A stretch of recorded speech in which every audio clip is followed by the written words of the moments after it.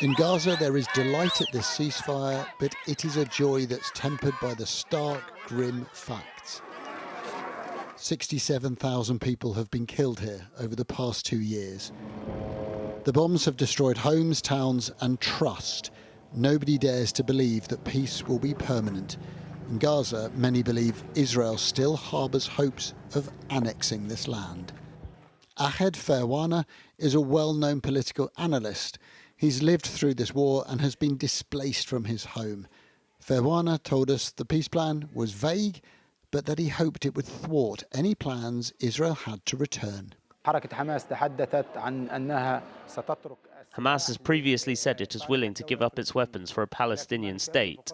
But Trump's plan proposes international oversight instead, and that creates ambiguity. Still, if there is substantial internal and external pressure, I think an agreement is likely, amid it denying Israel any pretext to continue justifying its aggression in Gaza.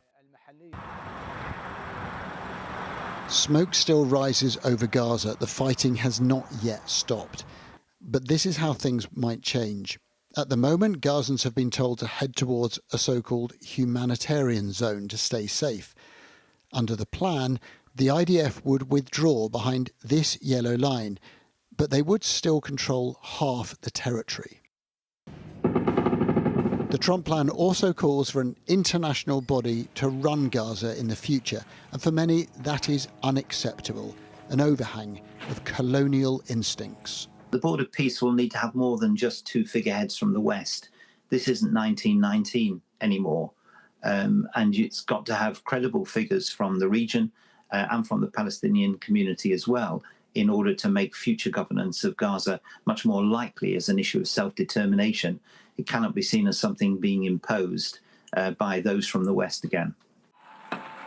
Place order in the hall. Israel's global reputation has been battered. Witness the walkout at the United Nations before Benjamin Netanyahu's speech. Even its closest relationships have been strained. So how has the Middle East been changed by the past 2 years of war? I think, if anything, the region now is certainly far less safer than it has been in the last few decades. And that includes Israel and Israelis themselves. Israel has been so emboldened enough to admit that it is looking to expand its borders and has continued aggressions, has continued violations, has continued to rescind its various agreements with different states in the region. This deal is not perfect. It's not a long-term comprehensive solution to the region's problems, but it does offer respite, optimism and breathing space. And after 2 years of harrowing war, that's something many will cherish. Adam Parsons, Sky News, Jerusalem.